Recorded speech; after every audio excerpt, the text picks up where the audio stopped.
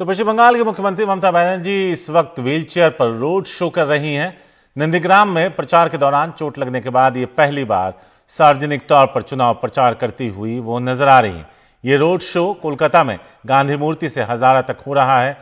Road show के बाद वो एक रैली को संबोधित करेंगी। यहां आपको बता दें कि ममता बनर्जी अपनी पदयात्राओं के लिए जानी जाती हैं, लेकिन पैर में लगी चोट के बाद आज वो पहली बार अस्पताल से निकलने के बाद, छुट्टी मिलने के बाद वो यहां एक रोड शो करती नजर आ रही हैं, जिसमें वो खुद व्हीलचेयर पर मौजूद हैं और उनके साथ साथ हजारों की तादाद में टीएमसी के कार्यकर्ता और बाकी लोग इस पदयात्रा में उनके साथ हैं। इस पदयात्रा के बाद, इस रैली के बाद, रोड शो के बाद वो एक रैली को भी संबोधित करने वाले। तो एक रैंप भी बनाया गया है जिसके जरिए ममता बनर्जी उस मंच तक पहुंचने में उन्हें दिक्कत नहीं होगी, जिस मंच से उन्हें आकर भाषण देना है और लोगों को संबोधित करना है। ये तस्वीरें आप देख रहे हैं, ये उस रैली स्थल की तस्वीर है जहां जिसका जिक्र अभी मैं कर रहा था कि रोड शो खत्म हो गया है और अब उस रैंप के जरिए वो उस मंच पर आ गई हैं जहां रैली को संबोधित करेंगे। सौरभ गुप्ता हैं हमारे साथ इस बारे में ज्यादा बात करने के लिए। सौरभ, जो रैली है उससे पहले हुई पदयात्रा व्हीलचेयर पर, उसका भी जिक्र कर दीजिए।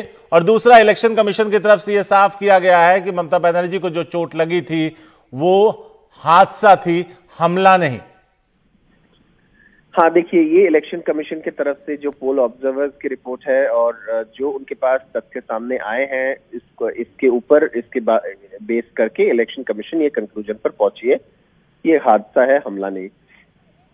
तृणमूल का क्या कहना है? तृणमूल का कहना है कि देखिए, इस समय जो हुआ था वहां पे भीड़ था और ममता बनर्जी को ऐसा लगा, क्योंकि वो ऊपर थी, गाड़ी के फुटबोर्ड पे थी, तो उनको बेस्ट व्यू थी। उनको लगा कि 4-5 आदमी उनमें से सामने आके गाड़ी के दरवाजे पर धक्का मार रहे थे और उनको लगा कि ये जानबूझकर कर रहे थे।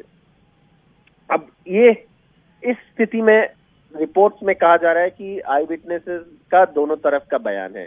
कुछ कहते हैं एक्सीडेंट है, कुछ कहते हैं जानबूझकर किया गया है, क्योंकि उन्होंने भी ऐसे लोगों को देखे थे। तो अब ये एक आदमी का बयान दूसरे आदमी के ऊपर, it's one persons word against another, जो हम अंग्रेजी में कहते हैं। तो इसमें अब इलेक्शन कमीशन का कहना है कि उन्होंने उनके सामने जो तथ्य आए हैं उसके ऊपर बेस करके उनको लगता है कि ये हादसा नहीं, ये हमला नहीं है, हादसा है।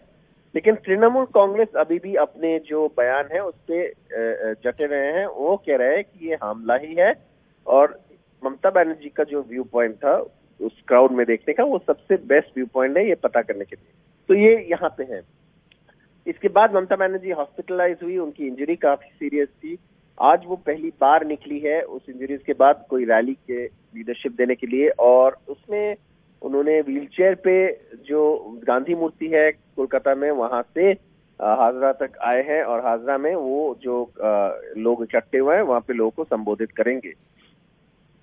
व्हीलचेयर का रैली चुनाव के पहले काफी एक इमेज हो जाता है चुनाव के लिए। ममता बनर्जी का जो सपोर्टर्स है, इंक्लूडिंग कल जो ज्वाइन किए हैं तृणमूल कांग्रेस में यशवंत सिन्हा, जो वाजपेयी जी के कैबिनेट में वित्त मंत्री थे और विदेश मंत्री भी थे, तो उन्होंने कहा है कि उनका तृणमूल कांग्रेस में भाग ज्वाइन करना इसलिए उन्होंने किया, उन्होंने जो कहा टिपिंग पॉइंट जिसे कहते हैं, जिस वजह से हम एक फैसला कर लेते हैं, वो है ममता बनर्जी पर जो हमला हुआ। साथ साथ उन्होंने ये भी बताया कि देश के जो दूसरे इंस्टीट्यूशंस है जैसे कि जुडिशरी या इलेक्शन कमीशन, इनको भी अंडरमाइन किया जा रहा है। तो ये सारे तथ्य हमारे सामने हैं। अब जनता को डिसाइड करना है क्या सच है, क्या झूठ है, और हमारा काम है सब सारे तथ्य लोगों के सामने रखना। जो यहाँ पे इस वक्त है 3-4 वर्जन है और एक इलेक्शन कमीशन का एक डिसीजन है उन वर्जन पे कि ये हमला नहीं, हादसा है।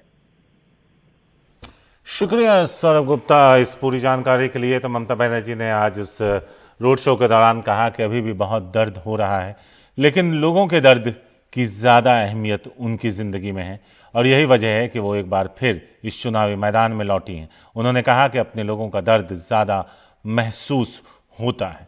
तो उस मैदान में पहुंच चुकी हैं और अपनी बात रखती हुई नजर आ रही हैं।